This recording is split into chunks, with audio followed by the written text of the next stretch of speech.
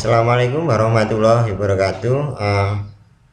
Pada sesi kali ini kita akan membahas tentang media transmisi ya, atau adalah kaitannya antara media transmisi dengan jaringan telekomunikasi.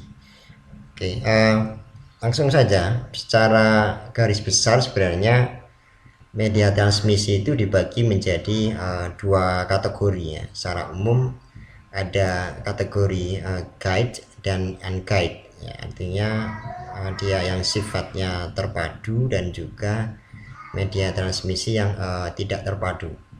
Kalau kita lihat di sini bahwa salah satu contoh media transmisi yang terpadu itu adalah media yang mampu mentransmisikan ya, melalui fisik atau material.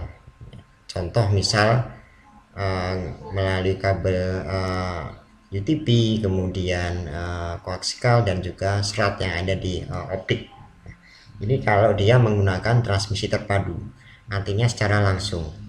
Beda dengan media transmisi yang dia unguided ya, atau tidak terpadu. Dia mentransmisikan gelombang elektromagnetik ya, atau menggunakan konduktor fisik seperti kabel atau serat optik. Nah, contohnya adalah seperti gelombang radio, inframerah, wifi, kemudian hotspot dan seterusnya. Itu termasuk media unguided, tidak terpadu, karena dia memang tidak hanya terpusat pada satu receiver ya, kemudian juga device tertentu. Karena dia sifatnya adalah tidak terpadu, maka transmisinya melalui gelombang elektromagnetik. Kemudian media transmisi bisa dikelompokkan menjadi dua bagian ya. Ada yang dia berupa kabel, wire, dan juga tanpa kabel atau yang sering kita sebut sebagai wireless ya. Sebenarnya ini sama ya, kalau kita berbicara kabel itu ya sama halnya media transmisi yang tadi terpadu. Kemudian yang tanpa kabel atau wireless dia yang tidak terpadu. Ini ada infrared, radio, yang belum ditambahkan ada Bluetooth, kemudian WiFi dan juga hotspotnya. Ini termasuk juga media tanpa kabel atau wireless. Kemudian ini contoh bagaimana bentuk fisik dari kabel koaksikal ya, yang merupakan salah satu media yang digunakan untuk pemindahan data atau integrasi data komunikasi menggunakan kabel atau dia terpadu. Nah, koaksikal merupakan konduktor tembaga tunggal yang ada pada pusatnya. Jadi kalau Anda pernah lihat kabel koaksikal, nah ini dia pasti bukan tipe serat ya, dia tembaga yang dia seperti pipa dan hanya satu, tunggal. Ini kita lihat tunggal. Kemudian situ ada lapisan plastik yang sifatnya adalah menyediakan insulasi konduktor dan jalan metal sekelilingnya. Kemudian ada jaringan metal dan juga yang fungsinya adalah berbagi intervensi elektromagnetik dari luar. Nah, ini ada lapisannya, kurang lebih ada 3 lapisan di sini. Nah, kabel koaksikal ini biasanya digunakan untuk jaringan televisi ya. Kalau Anda pernah coba buka kabel televisi itu kan pasti tembaganya hanya tunggal satu. Nah, ini ada beberapa jenis kabel koaksikal. Nah, ada jenis thick koaksikal yang dia panjangnya bisa segmennya ada 1,640 feet atau sekitar 500 meter ya. Kemudian ada thin koaksikal yang dia panjangnya sampai 1000 feet atau 185 km per segmen. Jadi ada beberapa yang memang thin itu yang jaraknya lebih dekat, kalau thick itu yang memang dia lebih jauh. Nah, ini contoh konektor kabel koaksikal ya, bisa untuk antena TV, kemudian konektor BNC dan seterusnya. Ini konektor BNC nya. Di sini ada trans receiver di konektor. Nah, ini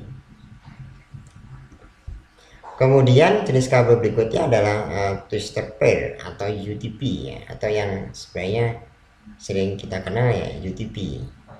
Kabel UTP ini memiliki panjang maksimal sampai dengan 100 meter ya, kecepatan antara 10 sampai 100 megabit per second.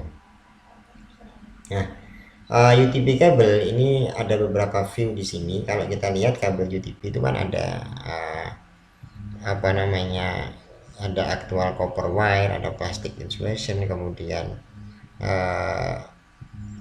outer part of kabel, dan juga di sini. Nah, kalau Anda lihat kabel UTP ini memang berfungsi salah satunya adalah untuk jaringan LAN ya. Kalau Anda ingin melakukan instalasi jaringan LAN ya, Anda bisa pakai kabel UTP ya, dengan apa namanya,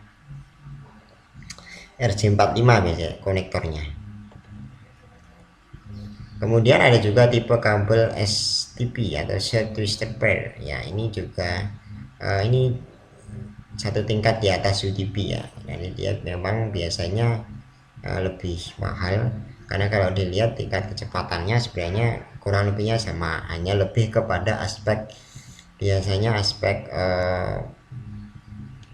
fisik material atau pelindungnya, sehingga dia memang ada tambahan jaket pelindung atau full sheet ya, full sheet agar kabel lebih tahan terhadap intervensi elektromagnetik dari luar. Ini interferensi elektromagnetik itu adalah gangguan elektromagnetik dari jaringan dari luar ya. Jadi intinya memang berfungsi agar jaringan itu bisa fokus dan tidak terganggu oleh jaringan bocor yang ada dari luar. Kemudian strike drop ini merupakan pola yang digunakan untuk menghubungkan jaringan, baik menggunakan STP atau kabel UTP. Kalau kita lihat di sini ada koneksi antara NIC dengan hub dan atau switch ya. Hub or switch itu merupakan media yang digunakan untuk menyambungkan atau menghubungkan masing-masing kabel ya. Dan dia memang fungsinya menghubungkan, memutus, dan juga ya sebagai salah satu konektor agar memang setiap PC atau komputer itu bisa saling berhubungan. Nah, ada pola strike dan drop ya. Kalau kita lihat di sini yang strike itu kan pinnya ada 8 pin ya. Kalau Anda buka kabel UTP ya, STP itu kan ada 8 pin. 8 pin itu menunjukkan 8 macam helai atau kabel yang ada di dalam satu satuan kabel ini, serat ya. Nah, ada orange. Nah, nanti untuk yang strike itu memang pin 1 itu selalu diawali dengan orange, pin 2 orange white ya, sorry, pin 2 orange, pin 3 green white, pin 4 blue, pin 5 blue white, pin 6 green, pin 7 brown white, pin 8 brown.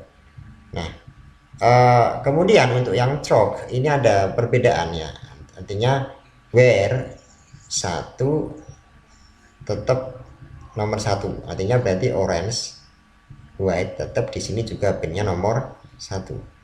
Kemudian nomor 2 tetap nomor 2, nomor 3 tetap nomor 3, nomor 6 tetap nomor 6. Nah, ini yang sama.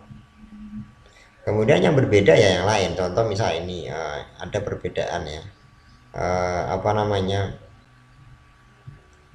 pin number kalau kita nanti menggunakan pola-pola tertentu, artinya bahwa where dan becomes ini harus apa namanya sama ya, sesuai, kecuali nanti kalau backtrack dan dropnya Anda menggunakan metode yang lain. Artinya masing-masing pin itu harus ketemu antar satu dengan yang lainnya.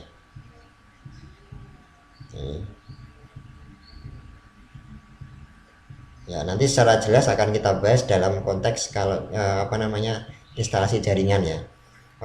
Mohon perhatikan bahwa nanti saat Anda melakukan instalasi jaringan, pastikan urutan pinnya juga harus sesuai. Kemudian lock pin yang kita lakukan pun juga harus sesuai dengan prosedur. Jika tidak, nanti memang akan mengakibatkan putus jaringan pada salah satu pinnya. Nah ini crossover ya, kalau yang ini strike drop, yang ini crossover. Nah crossover ini sedikit berbeda. Nah, crossover dia menggunakan metode cross. Metode cross contoh misal di sini pin 1 orange white, orange green white, blue blue white, green brown white, dan brown. Oke. Namun di become-nya, where become-nya 1 ketemu dengan nomor 3. Nah, orange white dengan orange white. Dia ada di pin nomor 3. 2 orange ketemu dengan nomor pin 6. Orange. Pin 3 di sini green white ketemu dengan pin 1. Pin 6 di sini green ketemu dengan pin 2. Artinya ini di cross ya, cross over. Nah, dia tidak lurus. Kalau yang tadi itu lurus, kalau ini tidak. Urutannya dibuat berbeda memang, tapi sebenarnya intinya adalah sesama warna harus ketemu dengan warna yang sama. Contoh misal 1 dan 3 ya, 1 kan ini orange white, 3 juga orange white ya, sama. Itu namanya crossover. Hanya urutannya yang berbeda, tapi konektor atau apa namanya hubungannya itu sama.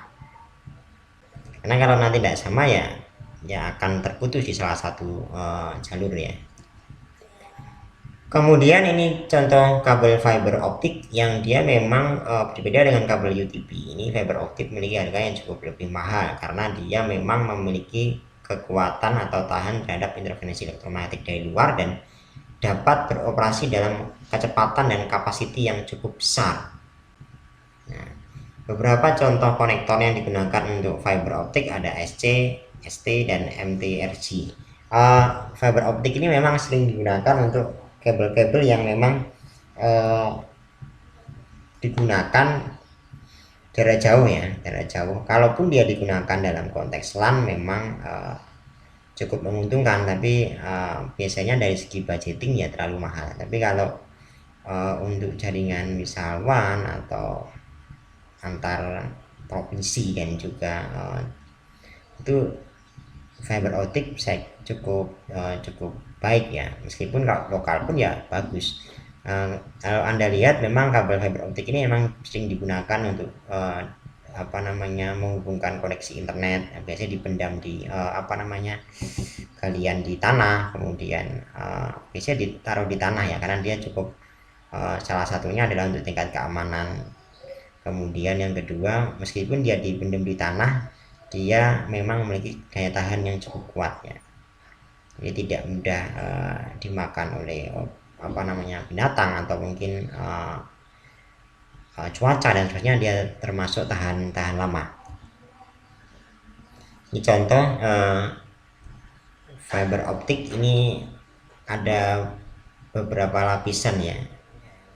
Ini ada optical fiber, kemudian ada plastic sheet, Kevlar sheet, outlet of cable di luar.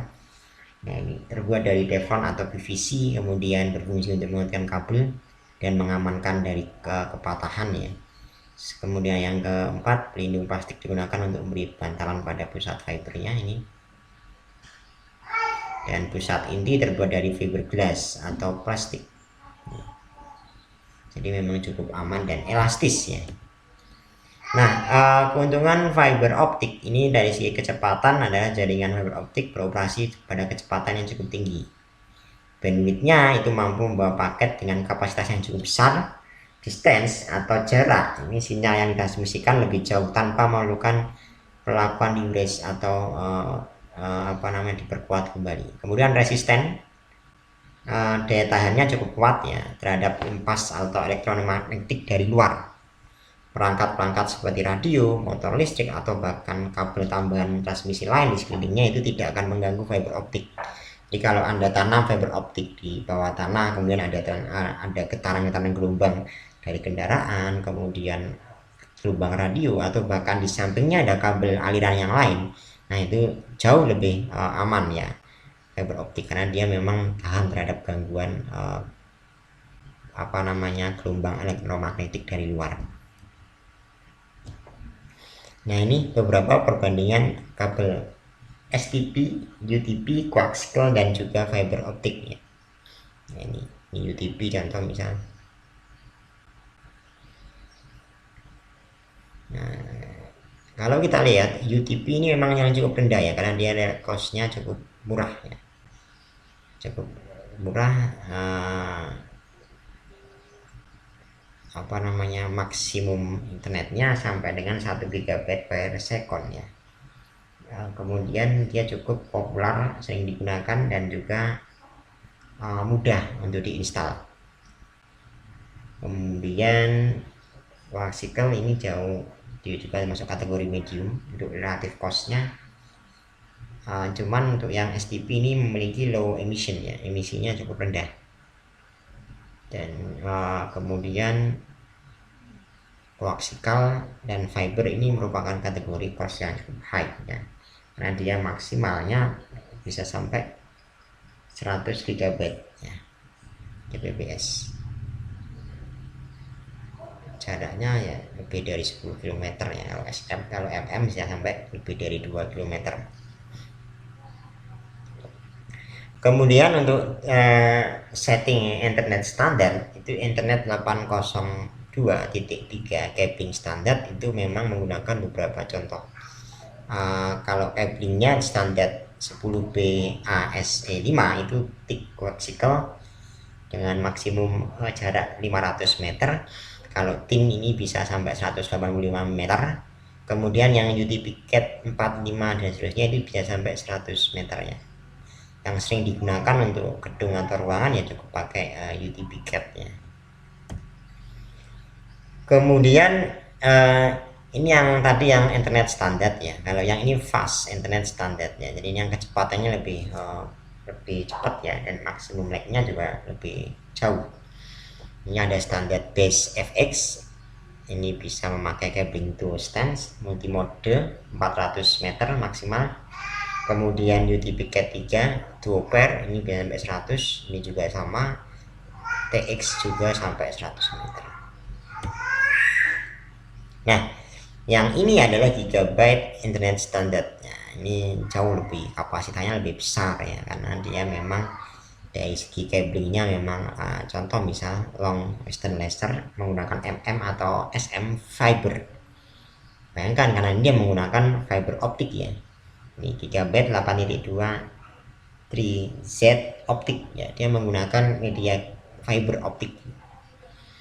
Nah, ini fiber. Nah, ini kalau yang STP hanya sampai 25 meter, kalau UTP Cat sampai 100 meter. Nah, ini kecepatannya cukup besar ya, dan bandwidth yang bisa dibawa juga cukup besar juga. Nah, ini merupakan infrared, merupakan jaringan kabel ya, atau tanpa kabel. Nah, ini merupakan salah satu jenis gelombang elektromagnetik yang berbentuk cahaya merah-merahan. Biasanya untuk keperluan komunikasi antara adalah komunikasi data dari kabel jarak dekat ya, jaraknya dekat, tidak lebih dari 2 atau 3 meter biasanya. Kemudian komunikasi data menggunakan kabel fiber optik, dan free space optical communication, yakni telekomunikasi antar dua titik menggunakan sinar laser ya. Contoh bisa Anda remote TV itu ya infrared gitu kan, atau dulu saat pertama kali handphone dikembangkan, transfer media, kirim gambar, musik dan juga sebagainya itu menggunakan infrared ya. Jadi antar titik merah itu ditempelkan atau dia berdekatan ya, tidak boleh terpisah oleh ruangan atau penghalang. Itu salah satu kelemahan infrared ya, dia nggak bisa jauh, paling maksimal 1-2-3 meter lah. Kemudian ada radio wave ya. Radio wave itu termasuk gelombang, merupakan bagian dari spektrum elektromagnetik. Nah, ini merupakan generasi berikutnya setelah infrared ya, karena infrared menggunakan gelombang atau cahaya. Kemudian kalau yang radio wave ini gelombang radio untuk keperluan komunikasi. Contoh memang kalau dulu sudah lama ya ada komunikasi radio ya, baik AM or FM ya, itu juga termasuk menggunakan radio wave. Kemudian satelit itu termasuk radio wave dalam cakupan yang cukup luas. Kemudian Bluetooth. Nah, Bluetooth ini termasuk juga radio wave ya, atau termasuk dalam skop yang cukup kecil ya, karena dia hanya satu ruangan atau berapa meter, dan juga tidak boleh sampai berbatasan dengan apa namanya ruangan atau pembatas. Kemudian wifi termasuk juga radio wifi karena skalanya memang cukup apa namanya kecil ya, nggak begitu luas. Kemudian microwave merupakan bagian dari spektrum gelombang radio itu sendiri. Nah ini Bluetooth. Bluetooth itu termasuk protokol wireless ya, yang digunakan dalam pengiriman data yang area juga terbatas. Atau wireless network Bluetooth itu termasuk kategori WPAN ya. Saat ini masih sering digunakan ya Bluetooth ya, terutama untuk controlling, kemudian monitoring, mirror ya, atau mungkin cloning tampilan atau data, tapi dalam jarak yang cukup dekat ya, ini Bluetooth. Kemudian bisa digunakan untuk mouse, keyboard, perangkat mobile, ponsel atau video ya, ini termasuk di penggunaan Bluetooth. Sampai sekarang masih sering digunakan. Kemudian WiFi ya, ini standar WLAN yang dibuat oleh Wi-Fi Alliance berdasarkan IEEE 802.11. Ini merupakan komunikasi yang terjalin dengan beberapa wireless atau perangkat ya. Jadi WiFi dapat diimplementasikan pada PC, laptop, UMP, PDA dan seterusnya. Namun skalanya cukup kecil ya, atau terbatas. Jadi kalau WiFi itu biasanya Anda di handphone Anda itu punya paket data, kemudian Anda transfer ke yang lain, Anda pecah-pecahkan, itu masuk WiFi. Kemudian Anda punya perangkat device apa namanya internet dari laptop atau apapun itu, kemudian Anda bagikan dan radiusnya itu tidak lebih dari ya 5 atau 10 meter di area itu, termasuk namanya adalah WiFi. Beda dengan hotspot ya, hotspot itu merupakan cakupan area yang titiknya akses pointnya lebih banyak, karena dia memang dikhususkan untuk pengguna yang terhubung melalui akses pointnya. Hotspot ini memang biasa digunakan di tempat-tempat umum seperti kampus, restoran, hotel, rumah sakit dan seterusnya, karena jangkauannya lebih luas ya, bisa sampai ya pasti lebih dari 5 atau 10 meter ya di area tersebut ya. Dia memang areanya cukup luas, di satu gedung bertingkat dengan luasnya berapa itu memakai hotspot ya. Dan dia bisa bandwidth apa namanya kecepatannya pun juga berbeda dengan WiFi, karena nanti memang dia sifatnya digunakan oleh orang yang cukup banyak. Nah klasifikasi hotspot itu dibagi menjadi dua ya, ada free hotspot yang dia memang bebas atau digunakan oleh siapa saja tanpa harus membayar ya, atau internet gratis. Yang kedua adalah komersial hotspot yang dia digunakan untuk pengguna yang memang menggunakan internet dikenakan oleh tarif tertentu. Baik, saya kira itu tentang media transmisi, pengenalan tentang media transmisi. Silakan belajar. Terima kasih. Wassalamualaikum warahmatullahi wabarakatuh.